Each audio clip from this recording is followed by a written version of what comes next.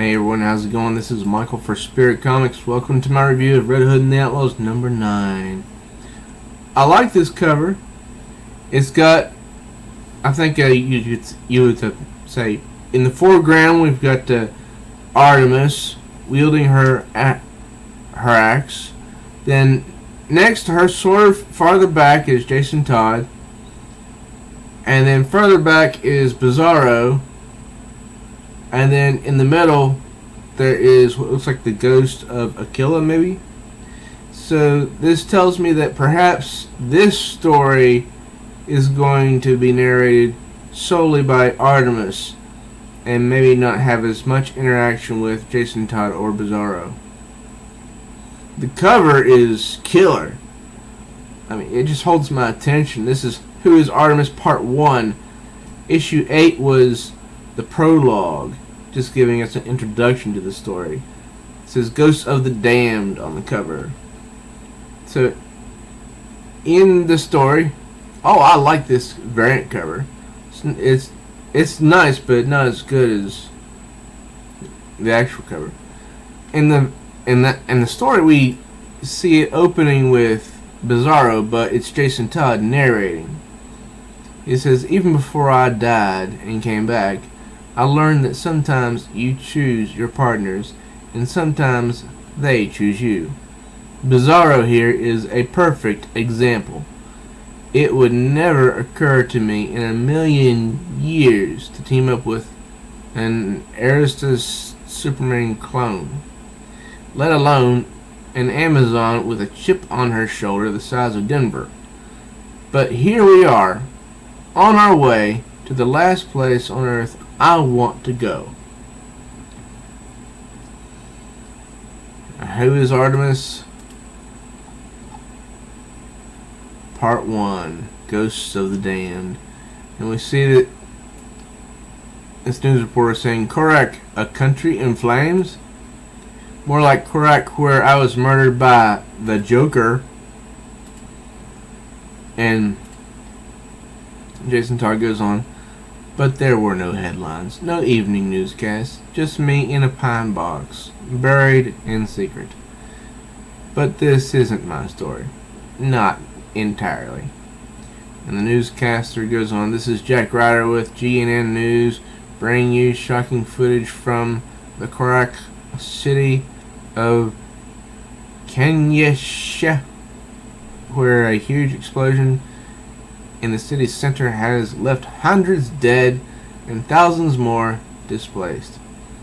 Rubble and dust are all that's left of this once flourishing city, which was also home to the political opposition of Supreme Leader General Ahmad Hendro."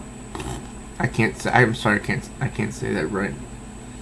Then he goes on in talking about mass destruction, terror, devastation, all that nice stuff. And Artemis says, "By the goddesses, it is only unidentified by someone who has never witnessed firsthand the power of the bow of Ra," because the newscaster uses that phrase, unidentified. She says, and Jason says, "Black Mask said he sold the bow to someone in Korak. You think this General Hero is the buyer?" Yes. Written by Scott Lobdell. He says, "Not that she needs to know that right now." Wait a minute, I forgot. What doesn't she need to know? Oh yeah, down here. Sorry, my bad. It's hard to see some of this stuff. Ack!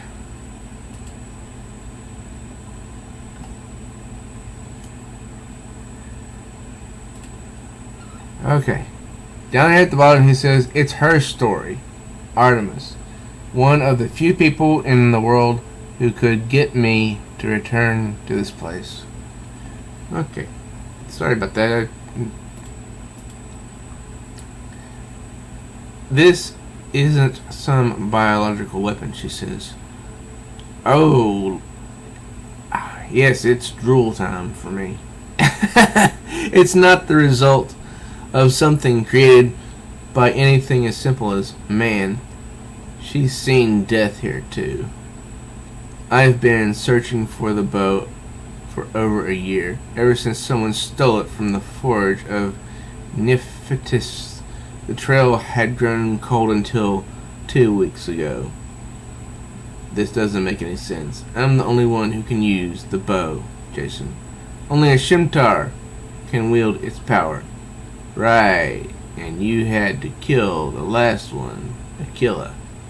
Magic isn't what it used to be, Artemis. With as many resources as he has, maybe General Halo found a way to use it. Pray to all of the gods of every pantheon that isn't the case. Humans, man in particular, can't be trusted with the destructive power of the sun.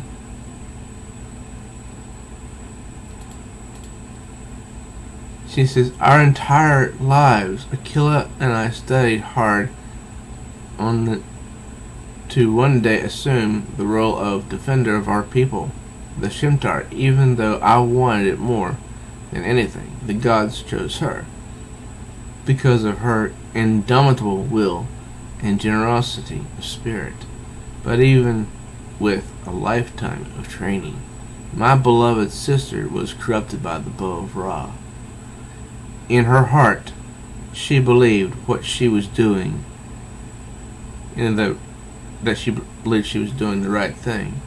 But in the end, she was driven insane by its power. It fell upon me to end that madness. To think of that power in the hands of another, it would mean I failed her, Jason. That's something I couldn't bear. And he wants to reach out to her to comfort her. That's who he is, but for some reason he doesn't.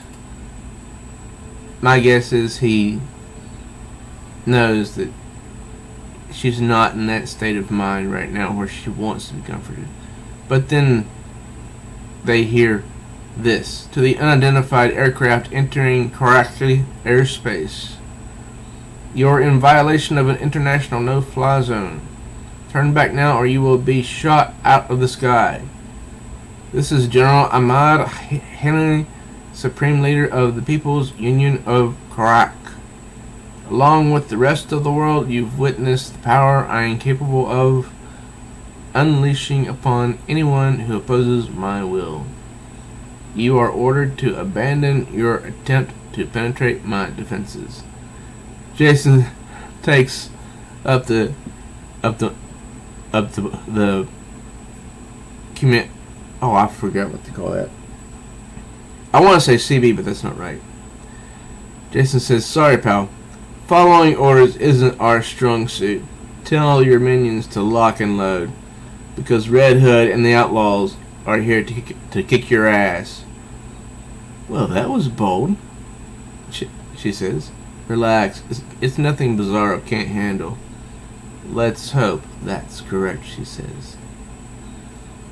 Because all of a sudden,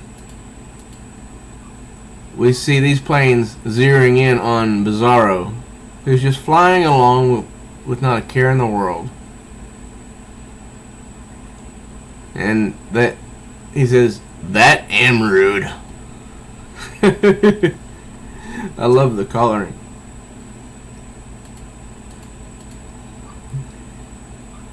And he retaliates.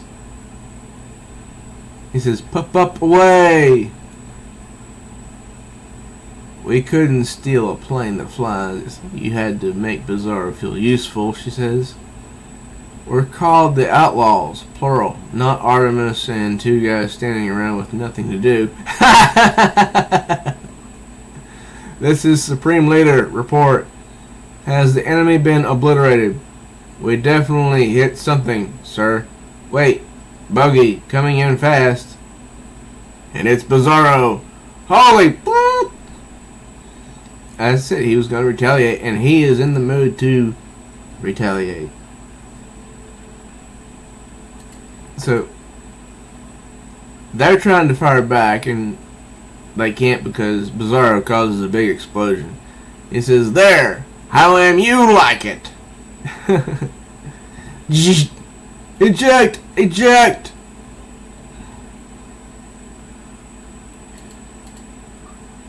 He says, "Impossible." That's encouraging. What could possibly... Bizarro lets the pilots escape with their lives. Kind of feels like we're having a positive effect on the guy. Great, Jason. One for our tombstones. And I don't know why, but this just seems strange here. This panel.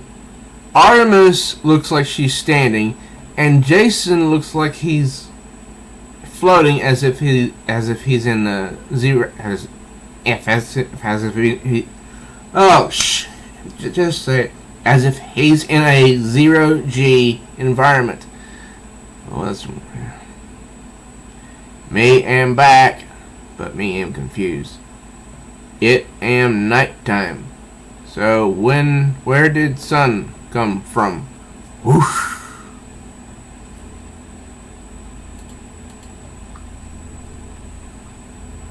What the hell? So dark, like a grave? No, not crawling my way out of another grave. Zzz. Not in this lifetime. Zzz. Come on, Jason, keep it together.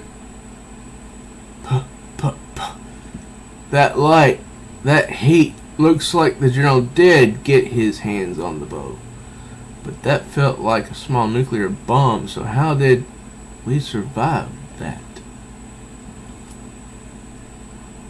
And then his answer is given. Okay, only the big, chalky guy could pull this off. Thanks, Bizarro, wherever you are.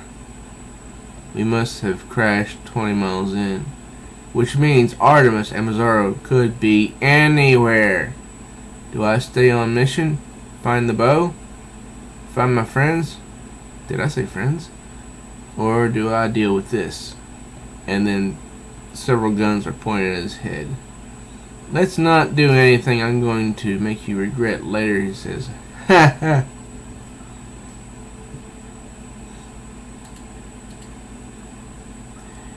And here's Bizarro out cold. Am I worried about them? Yeah. But maybe not in the way you think. Taking down Bizarro would be like punching a garbage truck. I'm more concerned about whoever finds him. Let's just say he's not the most predictable guy in the world. Reds? Bizarro will save you. Bizarro him not have any idea what's happening to, as usual. Superman? No, me and Bizarro, he says.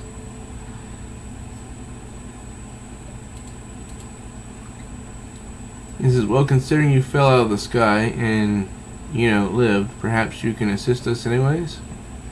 Maybe later. May need to find Red him. Please, mister. Olin, no.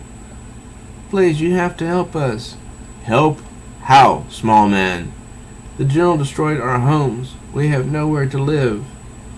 Please, we have to get someplace safe. We need to get away from here. Away? Me suppose you can come with Bizarro.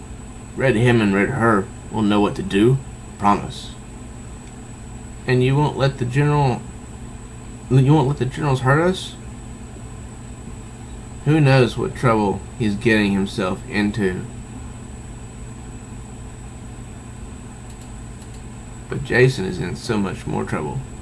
I've been back to Korak once since I was murdered. For exactly 20 minutes. Corey and I had to pull Roy out of a prison. It was painless. Now this here is something that I think would be much better if they had put here in the top panel where to exactly find that information. I know that Red Hood and the Outlaws in the New 52 did consist of Jason Todd, Roy Harper, and Starfire, but which issue was it that they went to Iraq to get Roy out of prison. That information could have been put in the top panel in a little box. Anyways, he says, but this feels too familiar. Listen, I get that you're American, which makes you stubborn and arrogant. Just tell us why you're here. I talk to the general only, not his lackeys. Why should I waste my time searching for him when they can bring him right to me? Lackeys? The general is being airlifted off his ship. He alone will decide if you get an audience. But you have to give us something. It will make your stay less painful. Fine. I have a history with your country. I died here.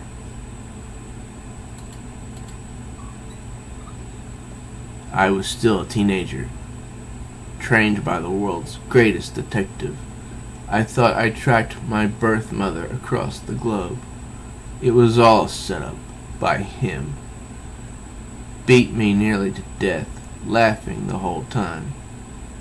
Then he blew me up just for laughs. The Joker. He left me to die right here. Oh my God, he says, looking out.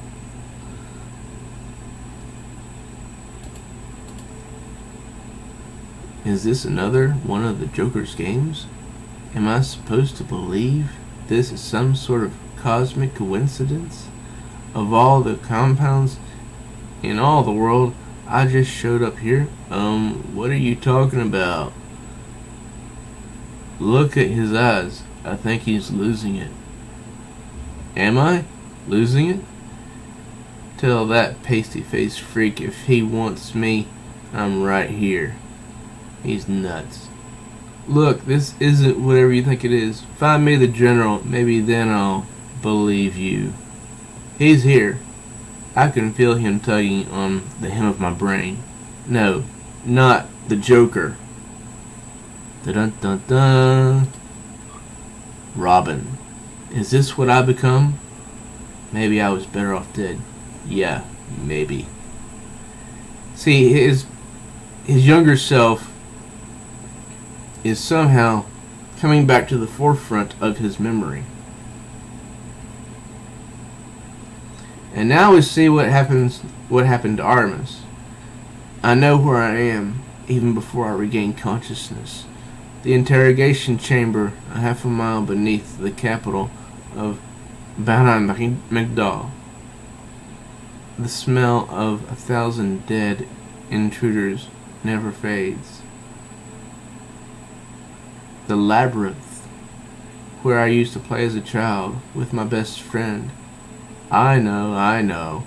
The chains, the fire pit, they're a bit much. No, that's not possible. It just felt like one of our old war games. From simpler times.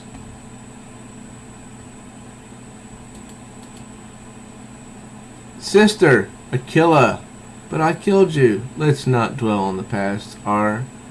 We're together again. All is as it should be. Now, let's save the world. Next, Bana McDowell, Reborn. So that was Red Hood and the Outlaws number 9.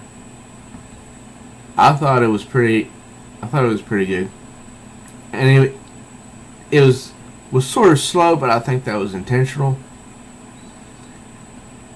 The art was superb. I have no complaints about it whatsoever. What did you guys think? Let me know in the comments.